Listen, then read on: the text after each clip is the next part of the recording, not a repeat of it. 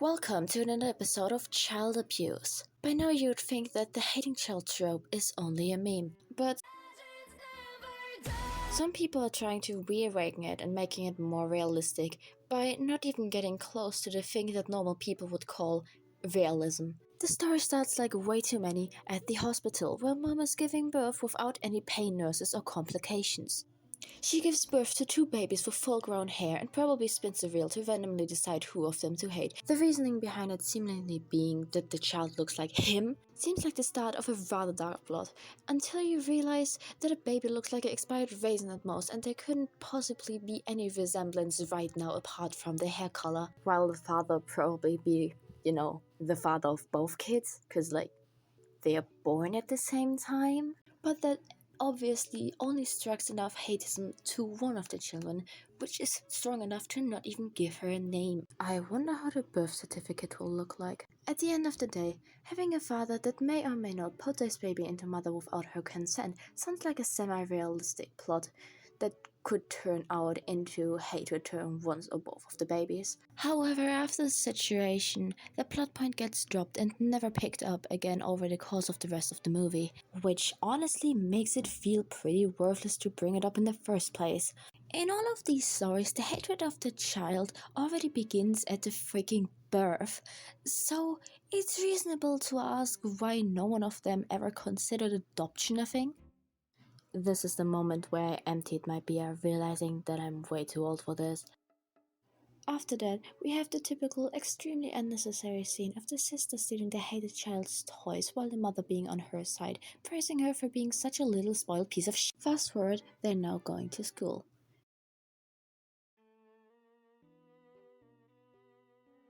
Mother seemingly has a problem with the nameless child hiding her ears, which never gets explained why is this a problem in the first place, since the mother is seemingly doing the exact same thing.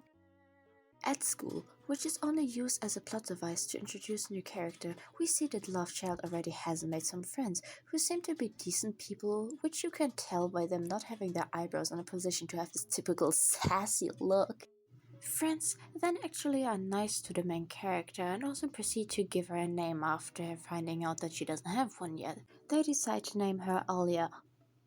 I wonder if they also have access to change their birth certificate. As soon as Lovechild finds out that her friends also seem to make friends with her sister, she gets a new friend who seemingly better fits to her, which you can tell by her having her eyebrows down to also have the typical sassy look to match with Lovechild. And then she quits friendship with them entirely. Girl, just setting your priorities straight.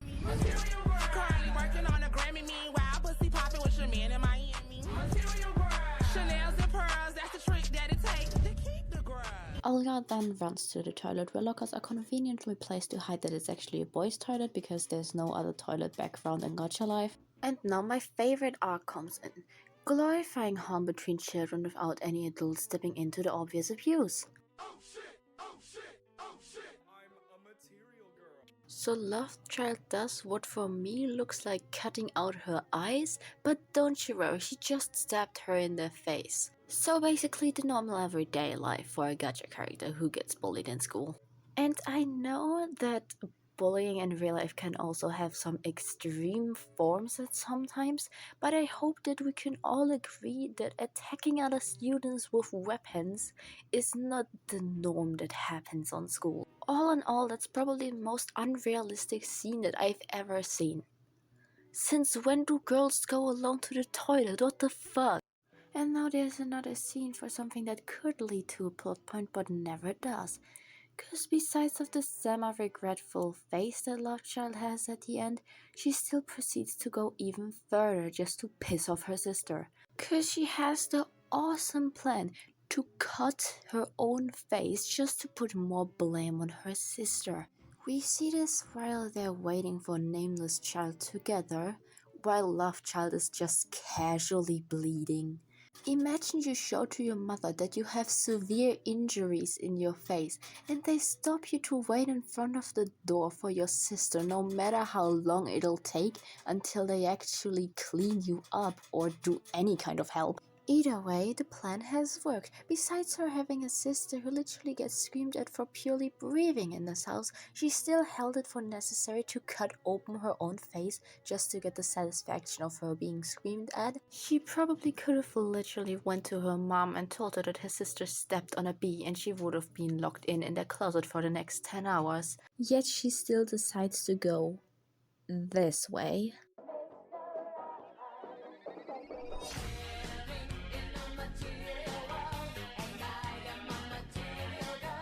At the end, we can totally see the gist of the kind of situation this nameless child has, and yet, for the course for the entire movie, she acts like a pretty normal girl.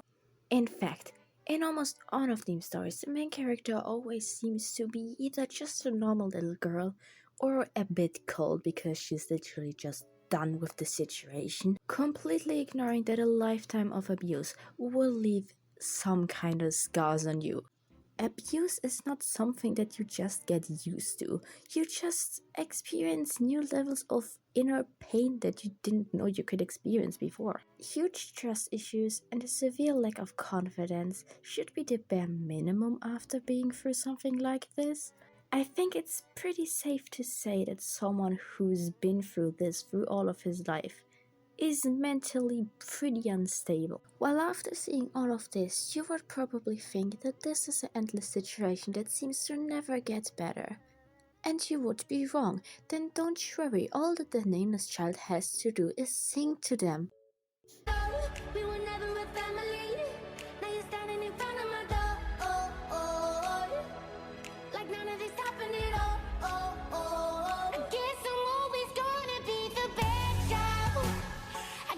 Despite Bad Child being a song that referenced something that A, obviously happened in the near or long past, and B, seems to be something that never probably been addressed by their family of the singer, it never hinders people from making music videos with the song that seems to be the turnout for a terrible ongoing situation, which is probably one of the most misinterpreted songs in the Gacha community. Well, right after I killed someone for you, maybe. Well, at the end, this failed event seemed to just do the trick, since the family is immediately sorry for everything they've done. Bro, did you curse them or something?